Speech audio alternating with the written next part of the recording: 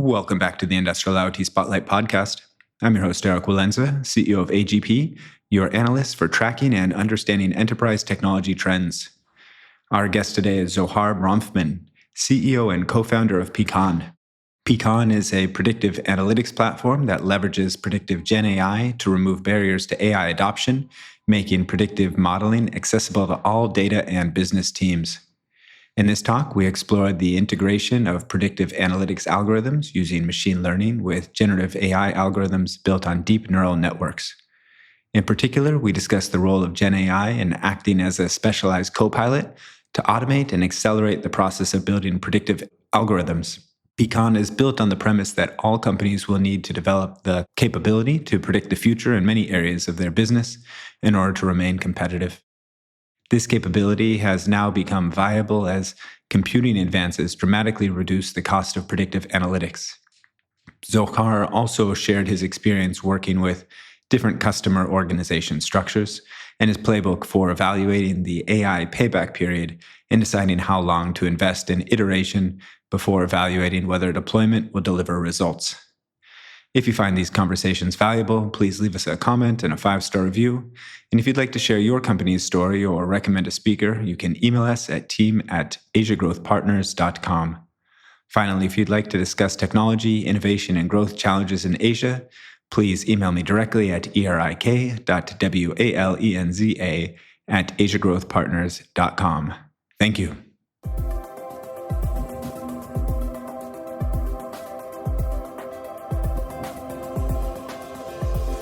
Welcome to the Industrial IoT Spotlight, your number one spot for insight from industrial IoT thought leaders who are transforming businesses today. With your host, Eric Walenza.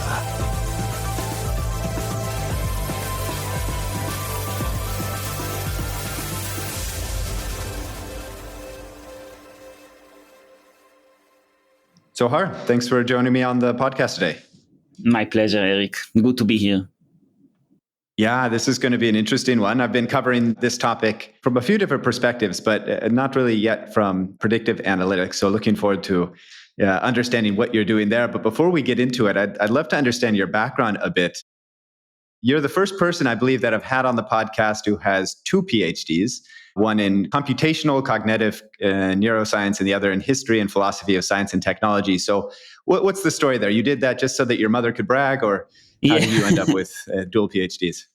Yeah, I did it mostly for my mother to brag, but also because I found those 2 disciplines complementary. So I started back at the day with studying philosophy.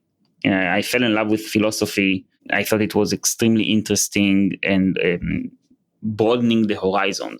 As I was going deeper and deeper into philosophy, I realized that another aspect, a very interesting aspect of the mind, I was always very much interested in the mind, studying the mind, understanding the mind, understanding how people think, how people act, why they act the way they act. Became clearer to me over time as I went deeper into philosophy that the experimental, empirical, quote-unquote scientific aspect of the mind is as important. And if you really want to have a fuller picture, you have to probably study both. And that's why I parallelized and went on doing the computational cognitive neuroscience degree, which is in fact emulating brain processes that underlie human behavior. They underlie decision-making, mental models, stuff like that. And in parallel, investigating the same thing via a completely different method, which is basically the philosophical method of inquiry. And I have to say, it was almost like being in paradise in terms of intellectual gratification. That's also, the PhD studies is also where I met my co-founder and friend, Noam Brezis, who's our CTO here at Pecan. And that's what eventually led us to start the company. Yeah, so you started the company in 2018. Were you still involved in your PhD then, or was this right after graduation? How did you transition? Because I believe, if I'm correct, this was kind of the first step after your PhD, founding Pecan.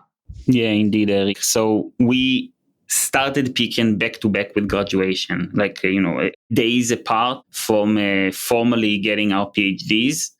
Noam and I started Pecan, and it was for us a very natural, call it evolution of things. While we were working on emulating brain processes, obviously we harnessed computational methods of different types, statistical methods, algorithms, machine learning, AI, many different ways of explaining and accounting for different mental processes.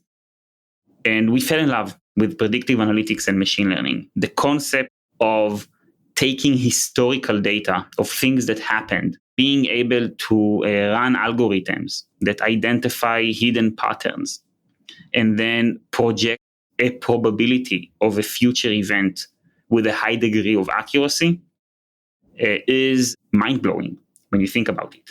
It's like so many things in the world are predicted, even though our specific brain doesn't necessarily know how to predict them.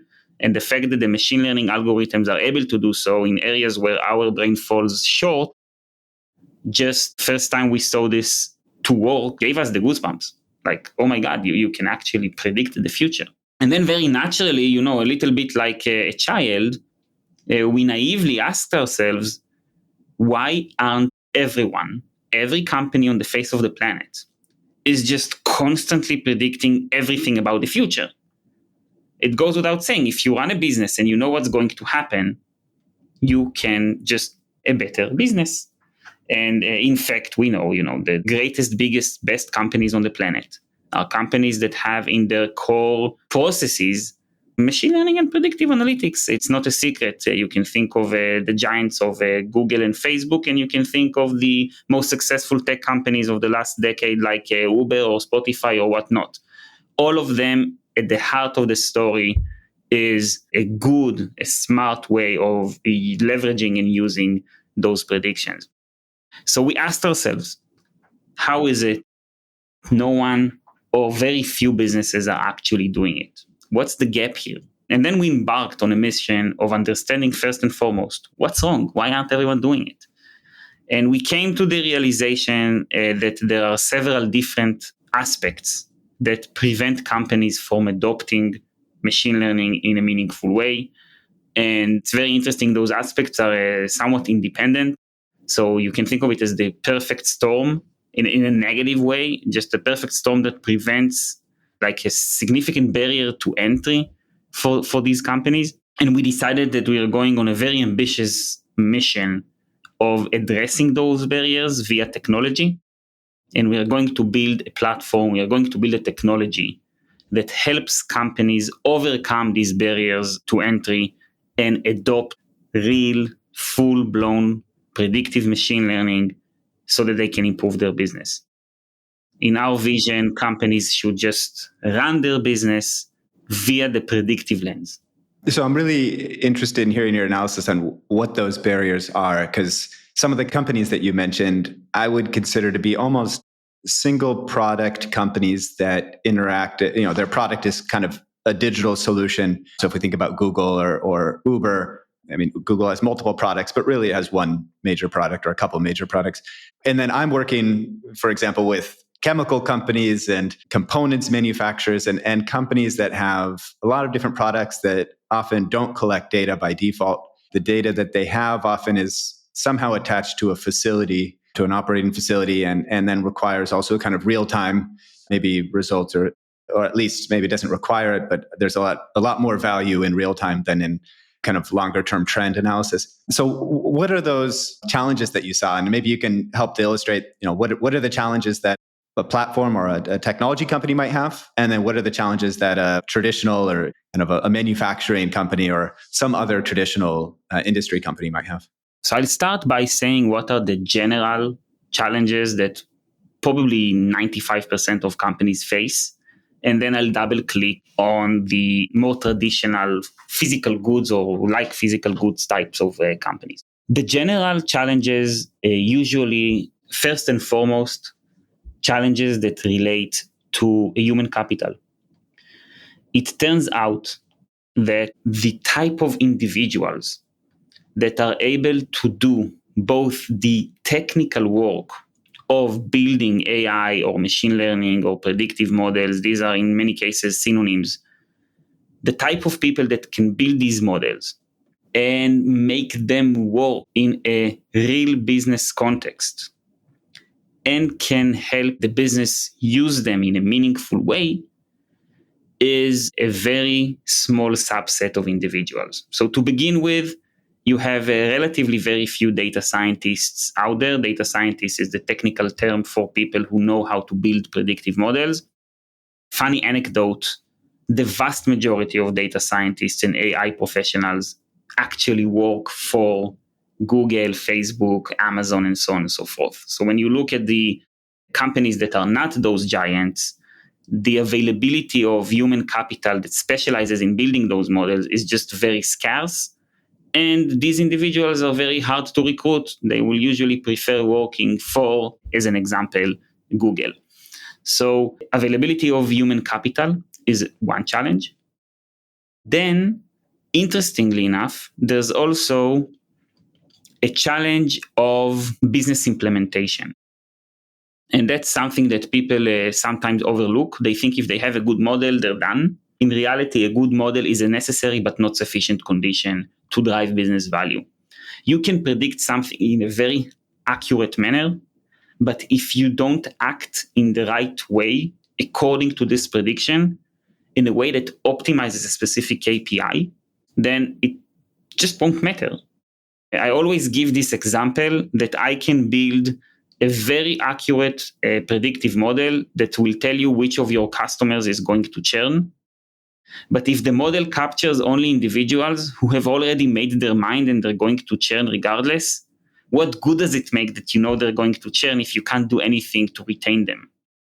So this is where understanding the business context and kind of call it implementing it hand in hand with the technical model is another area of a challenge. That's why, and this is a shocking statistics, that's why anywhere between 70 to 90% of AI initiatives end up failing.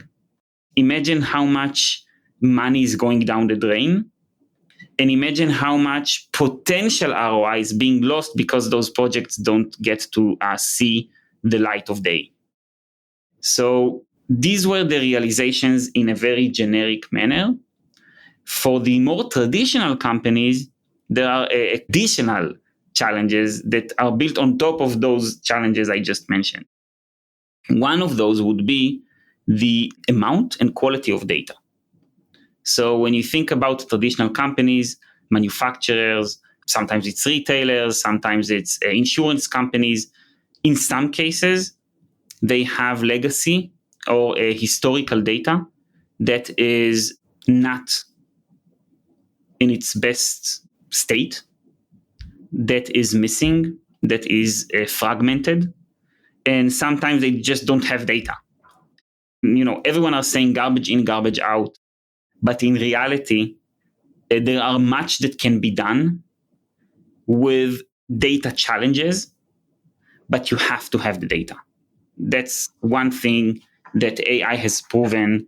It has to digest a lot of historical data if you wanted to say something meaningful about the future. So the quality of data on top of the insufficient human capital and the business context that is usually lacking are the three major challenges that traditional companies are facing when they think about implementing AI. One other topic I'm curious, this might differ significantly in, I guess you're probably more focused on maybe European and American markets where I'm sitting here in Asia, but we see also here companies struggle with deciding what data sets they're willing to put on the cloud or run through an AI algorithm, right? It might be sitting somewhere on the cloud, but there's still this, in some cases, this concern, what if I put my data into an online service and it's used to train or something, which might not be a very realistic concern, but it is nonetheless a concern that somehow sits at the back of kind of a non-technical manager's mind. It's maybe something where lawyers might get involved, and then once lawyers get involved, the decision timeline extends significantly. Do you see this as a challenge also in the North America and the European markets?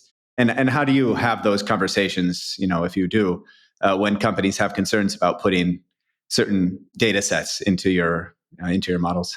Yeah. So I take a relatively extreme position with regards to this specific point, because I argue that if you're reluctant to use cloud infrastructure, you will, as a company, you will end up just losing the battle. All of the technologies today, not only AI, but definitely when it comes to AI, and not only purely statistical modeling, but also everything data related at the periphery of AI, it's all cloud driven.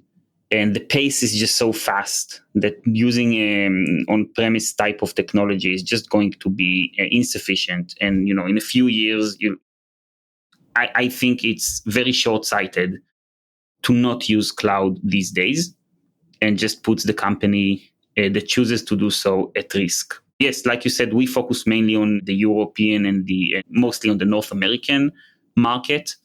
And I can say that the most sensitive data you can think of, NHOs, insurance companies, banks, all of these companies use cloud infrastructure. That's why security, digital security, cybersecurity is booming every month, because we all understand that on the one hand, we have to have good infrastructure for implementing technology, and on-premise is just a bad way of doing it. And on the other hand, we understand that keeping the data and the algorithms and the proprietary knowledge safe is crucial for each and every company. This trend, in my mind, from everything I'm seeing, is not going to decrease. On the contrary, it's just accelerating exponentially every day that we speak.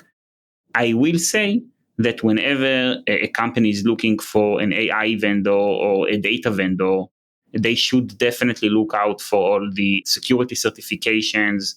There are many industry standards and regulatory standards that companies have to meet. And also, another thing to consider technically is that when you are thinking about implementation of predictive models, you do not need PII, you don't need private information. So for the machine, it doesn't matter if, for example, the customer that we're going to analyze is Eric or Zohar, as long as they have some kind of an identifier which can be completely random. It has the data associated with Eric's behavior or Zohar's behavior. Then the machine will make a sense of the data and will extract the patterns. So you do reduce a little bit of the, call it anxiety, by not necessarily sharing or integrating data that has personal identification to it. Yeah, that makes sense. You can anonymize certain metadata. Or I guess it really comes down a bit to an education topic when you talk about talent, the limitation of talent. Of course, when you're talking about most senior management is, let's say, 40 to 60 years old, very unlikely to have any kind of data science background, and therefore maybe not in the best position to be evaluating risks. So there's kind of an educational component.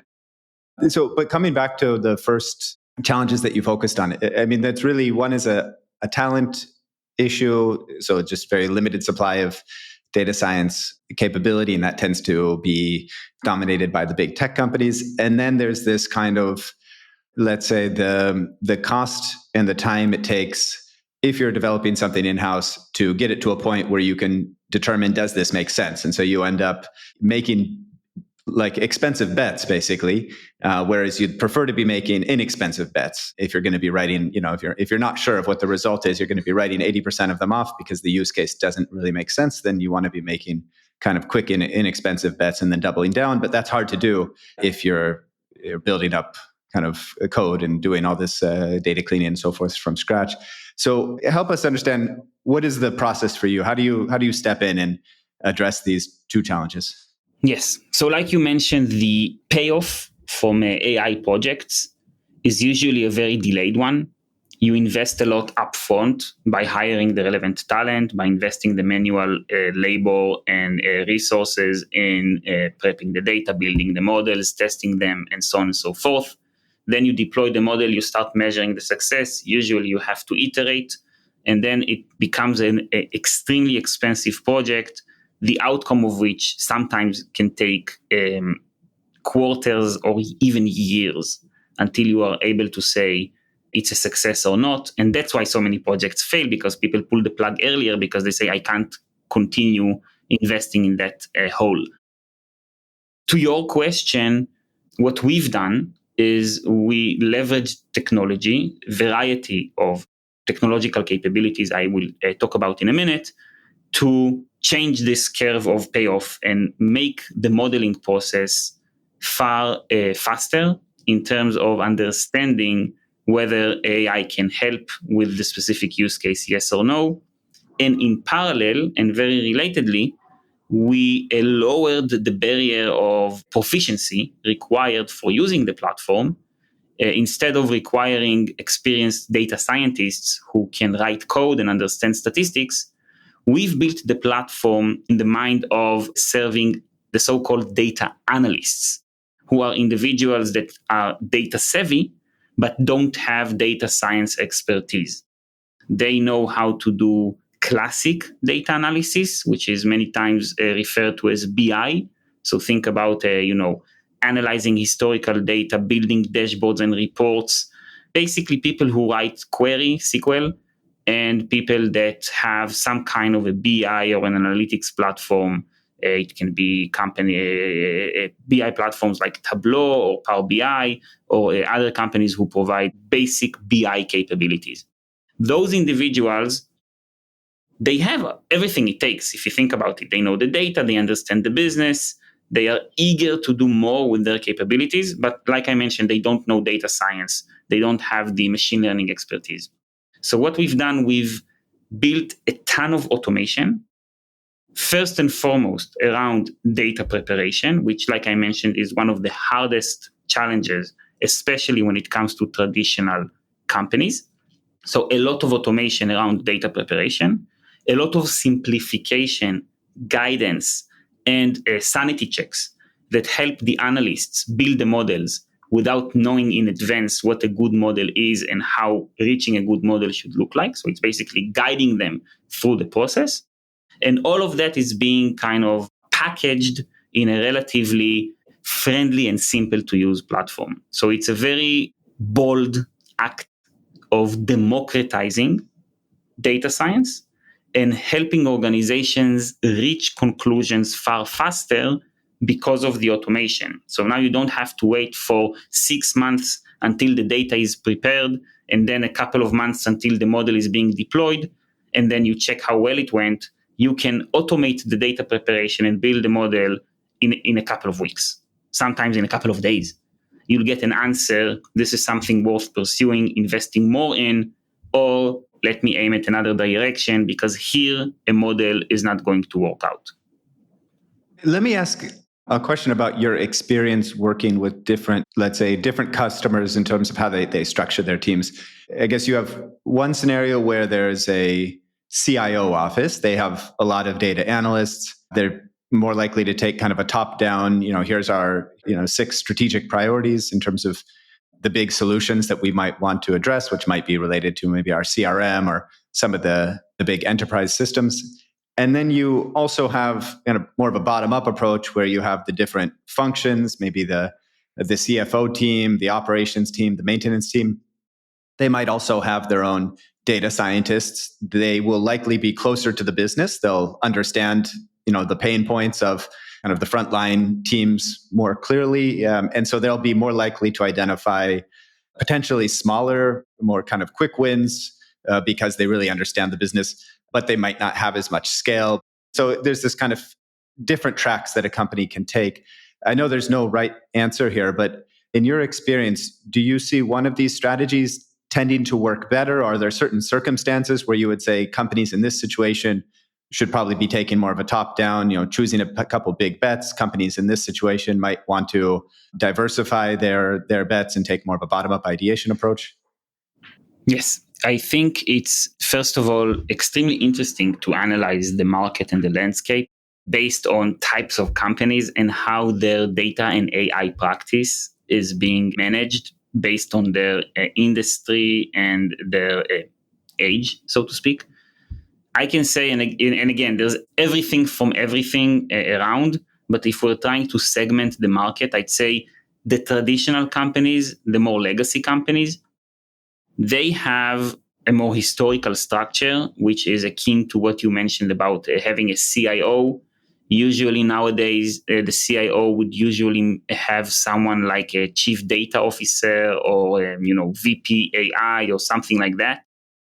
And these are cost centers that are serving the different business units. And usually this setup isn't working amazingly well. I'm trying to be cautious here, but from what we're seeing, in many cases, there are gaps. There are business gaps, context gaps, and also the concept of a centralized data organization that serves different business units is weaker than a dedicated data team that sits within the business unit and that draws on a common infrastructure that the CIO and CDO manage. So what we are seeing with the more traditional companies is that there's a quote unquote monopoly of the data centralized data science or data centralized organization. And in many cases, it's decelerator of local initiatives. What I've seen as a great example of how more traditional companies can rearrange the internal org structure is to have an internal centralized infrastructural team, because the infrastructure should be common. Governance, like I mentioned, the data quality, all of that should be common, because you want one single source of truth when it comes to data. Otherwise, it's a mess. But the specific use cases, especially when it comes to AI, the data products should sit within the business units. It allows for faster iteration and better sharing of knowledge. The newer companies, the more digital companies, usually are organized this way. They have an infrastructural data team, and call it also a guild. Sometimes it will also be a guild. But then each and every business unit, like you've mentioned, the CFO, the marketing team, they have their own dedicated analysts and data scientists. And those are serving the specific priorities of the specific business unit on a daily basis.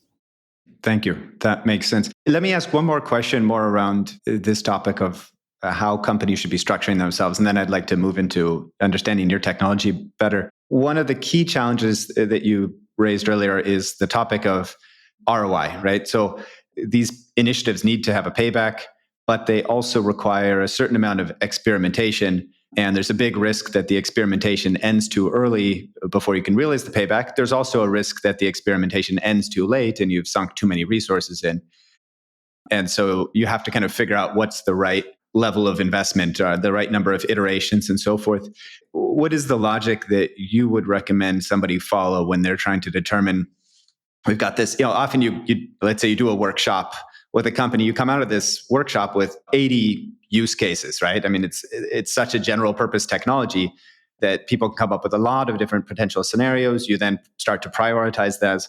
You don't know which ones are going to have a great payback yet. You might have an idea. So what logic do you go through to determine the right amount of time and effort to put in before you make a decision of whether something's going to pay back or you should kill the idea and move on to the next?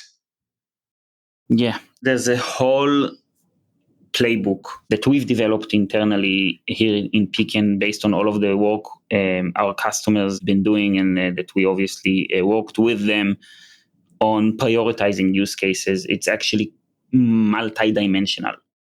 I'll give you a taste of what are the dimensions. So first and foremost, there's a huge difference between a use case that has already a business process associated with it, and now you're trying to take that business process and improve it by infusing it with AI instead of some kind of a rule-based logic you're already having. So let me give you just one example. Let's say we're talking about predictive maintenance. Let's say that we want to predict whether a machine is going to fail in the next week, so that we can preempt that failure.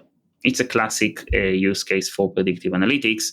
If there is already a routine of, say, for example, every machine that was working for more than 600 hours straight, and that we are seeing some decrease in throughput, I'm just making a rule up, obviously, then we shut it down for maintenance on the spot. So think of it as a business process that is based on a business rule.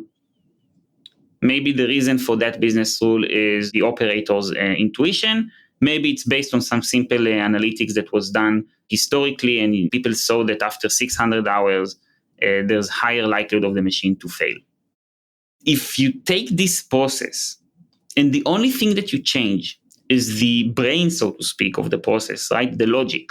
And you say, instead of shutting down a machine that worked for 600 hours and there's a decrease in throughput, just as an example, you change it for, we shut down a machine that got a predictive score of higher than 75% likelihood to fail in the next week, which is a classic AI predictive score, then you are at a great position to find yourself, A, using the predictions in a meaningful way within your business context, and B, to measure the impact, right? Because you have the historical downtime, so you know how much downtime you had.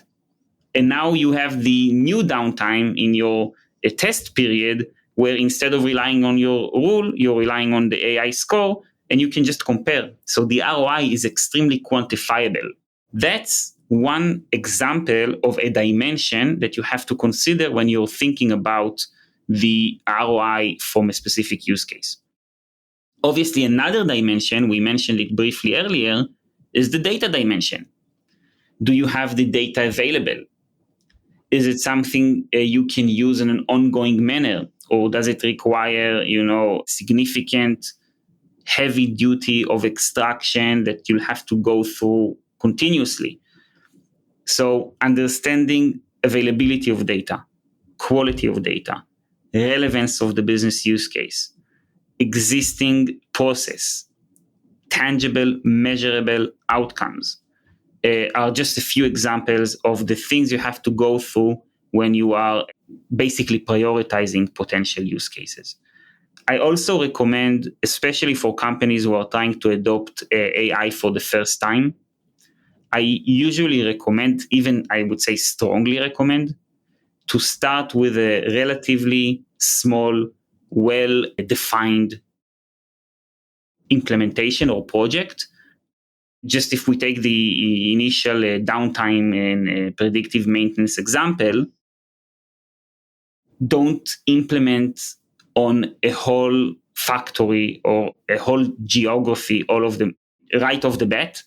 Start with maybe just one machine, or maybe a couple of machines at one small site where the data is decent. If you see it works well there, you can always scale. AI is scalable. But if you do it at a large scale right off the gate, you're at a risk of, like you mentioned earlier, Eric, sunking too much of your resources prematurely. And I know that the answer here is going to be it depends, but what is, let's say we're looking at this type of, data's available, it's kind of defined as a relatively quick win or, a less risky investment. What is a reasonable range for payback period? What would be a threshold? 2 years, 12 months? So it depends. But I would say the best projects we were involved in, the best cases we've seen with our customers, you are looking at a full payback within a month. Obviously, it depends on how much you invest, but within a month, you should see, if it's a real valuable implementation, within a month, you should see your ROI. 1 year would be a decent benchmark. More than a year means the effect of AI is probably not as significant as it could. And I wouldn't go for, a priori, I wouldn't go for a longer payback time than a year. If you're still listening, then you must take technology seriously. So I'd like to introduce you to our case study database. Think of it as a roadmap that can help you understand which use cases and technologies are being deployed in the world today. We have cataloged more than 9,000 case studies and are adding 500 per month with detailed tagging by industry and function. Our goal is to help you make better investment decisions that are backed by data. Check it out at the link below, and please share your thoughts. We'd love to hear how we can improve it. Thank you, and back to the show.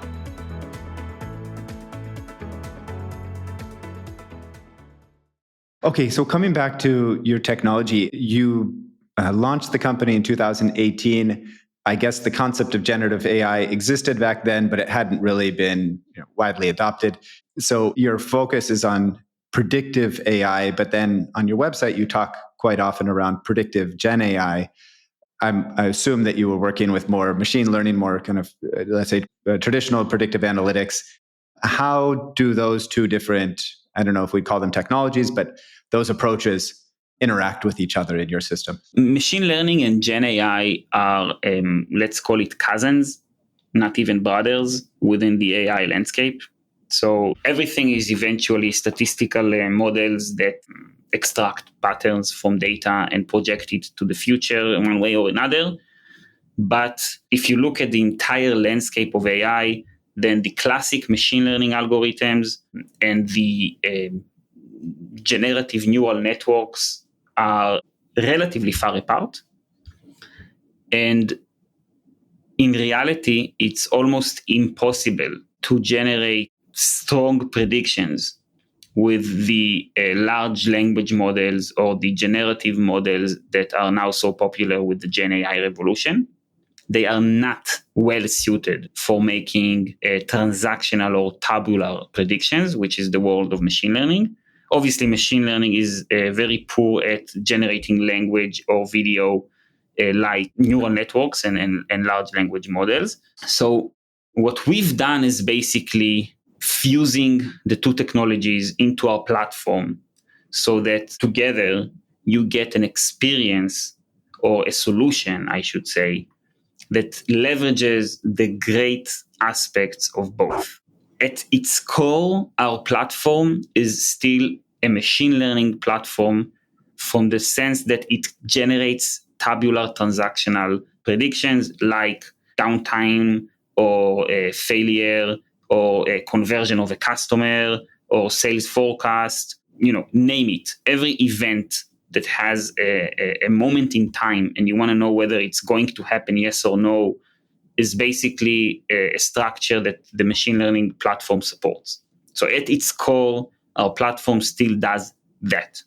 But the layer that allows us to democratize this capability so that it can be done extremely fast and it can be done with individuals who are not experienced modelers is leveraging generative AI. So the LLMs we've developed are doing a lot of the data preparation for the user, are doing a lot of the data modeling, are doing a lot of the, we call it validations, but what it actually means is a set of tests and checks that you have to go through as a data scientist to make sure that the model is real and true and valid and isn't suffering from the classic machine learning pitfalls. There are a ton of pitfalls that, again, the analysts who are not proficient, they won't know because they didn't have the experience doing that before. So the Gen AI layer is doing much of the technical implementation of what the data scientist would have done manually had they done the work. And the core patented technology that we have is doing the predictions out of the data by the user. Okay, so the Gen AI layer is kind of like a very specialized co-pilot that helps to automate a lot of the processes for defining the instructions for the machine learning. Yes, it's a very interesting, call it co-pilot type of addition with one additional aspect which is crucial, and you also mentioned it earlier. A lot of times you're not exactly sure as a business and as a user what is it that you'd like to predict, and what are the use cases that are relevant for your data. We also have LLMs that are helping you with that ideation and exploration. You can chat with our chat, ask questions, upload your data, and get guidance not only with regards to the actual building of the model and prepping of the data, but also determining what predictions and what models you should be pursuing. Okay. Oh, it's a brilliant solution. I've come across a couple companies that have developed their own internal kind of chatbots to advise potential solutions. My feeling is they're probably not very accurate, or that in any case it would be much more valuable to say 70 other companies, maybe who will be anonymized, have found value in this use case, right? That's, when you're looking at what should I be doing, that's quite a credible data point. One topic I wanted to discuss with you, because it's always interesting to me when a company provides visibility into their pricing. It helps to understand, how do we measure value creation? And so your pricing model is defined by monthly predictions, so the number of predictions in hundreds of thousands, the number of trained models in tens, monthly uploaded rows of data in the millions or tens of millions. I mean, how did you come upon this way of measuring value creation here? Because I guess there's no standard yet in terms of how this should be done for this type of solution. There is indeed no standard when it comes to democratization of predictive capabilities. The number one principle that we had in front of us is we wanted to make this capability a no-brainer.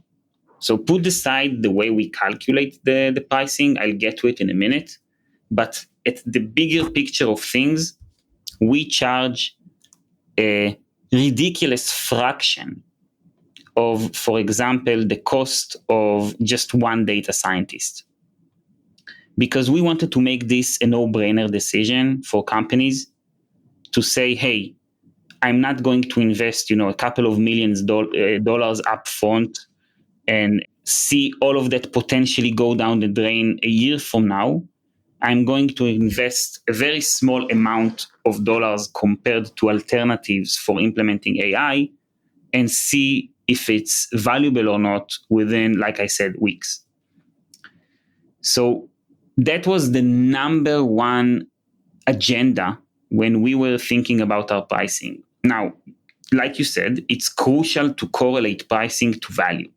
You want to charge more as a company when your partner and customers are creating more value for them.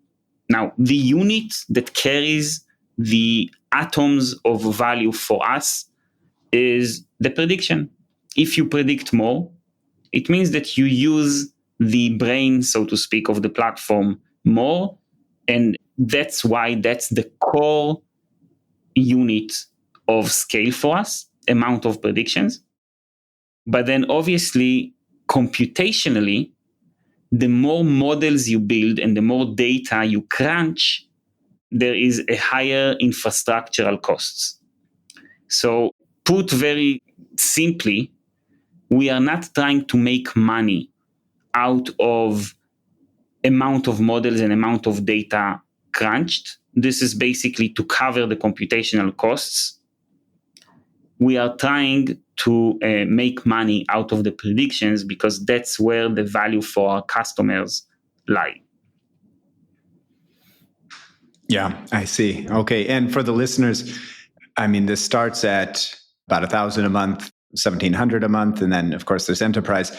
I mean, we're really talking about just about the salary of, an intern almost in Seattle. $7 per model trained. This is maybe benchmarked against the cost of a Starbucks latte. So, I mean, really, for anybody who is not yet investing, I mean, it really, there's no reason not to, as long as you have a couple smart people that are motivated on your team, not to start at least exploring what's possible, right? I mean, the pricing is really not a barrier at all, which I think is incredible right now that AI has gone through systems like this quite quickly from we have to compete with Google for PhDs who are priced at $500,000 a year or something to for the for the annual salary of an intern, we can start doing some pretty sophisticated things and at least testing, right, what might work.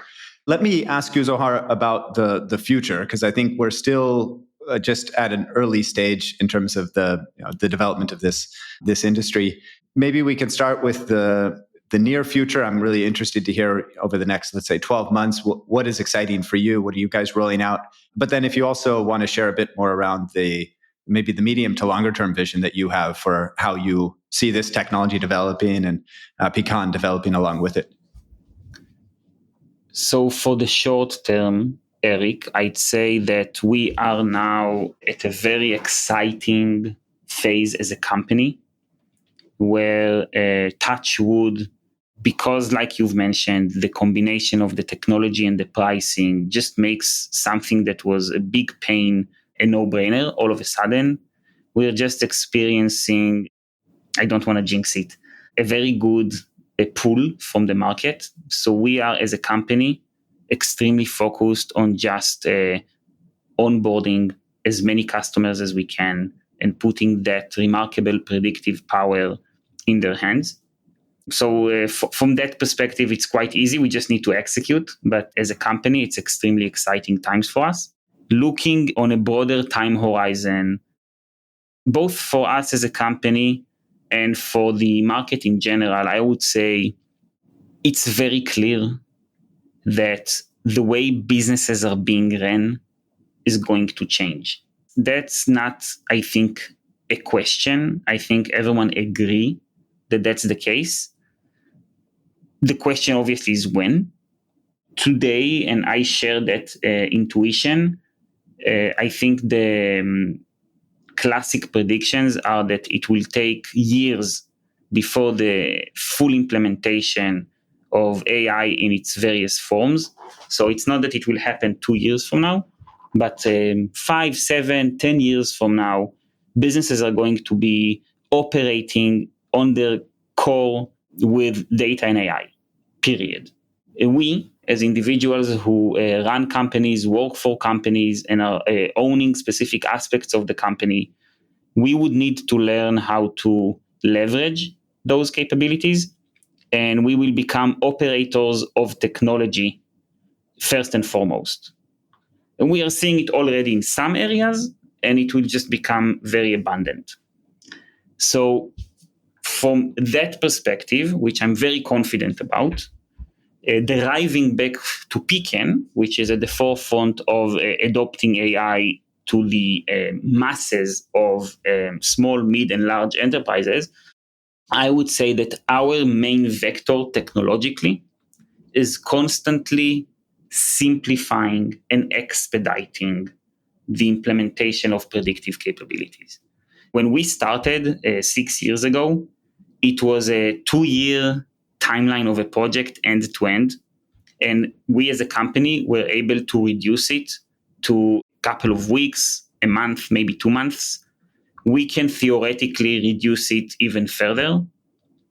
And if 6 years ago when we started, you had to be a PhD proficient data scientist with a lot of business domain experience for the project to succeed, and today we proudly serve hundreds, if not thousands, of data analysts who never done AI before using Pecan, then again, 2-4 years from now, we see a clear path for bringing those capabilities beyond just data analysts to the layman like you and me, people who, like I said, own processes, have some business interest, potentially have access to the data.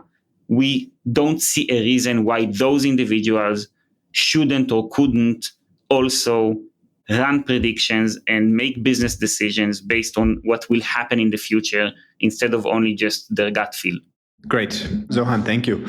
Any other things that we haven't touched on yet that are important for folks to understand about either your business or how you see the industry and how they should be approaching AI development for their companies? I think, first of all, Eric, thank you for the conversation. I think we covered great topics here. I would say that maybe the thought I'd like people to leave today's discussion with is that, on the one hand, the AI train is leaving the station.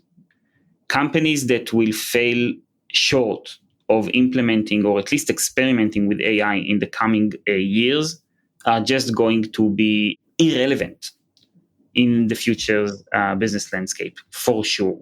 On the other hand, there are no more excuses for not implementing AI. The way we see it, if back at the day, the costs, the talent, the data, those were all objective, challenging hurdles. The technology enabled us to not be there anymore. And if you care about the future of your business and if you care about getting on the AI train before it leaves the station, just look for Pecan or other companies that help solve other AI problems. But now is the time. Great. Yeah. Zohan, if folks want to learn more, what's the best way for them to reach out to your team? Specifically for Pecan, they can contact us via the website. We are very responsive. We do work with, like I said, the longer tail of the companies out there. So it shouldn't be too hard. Great. So that is pecan.ai. Zohar, thank you so much. Thank you, Eric.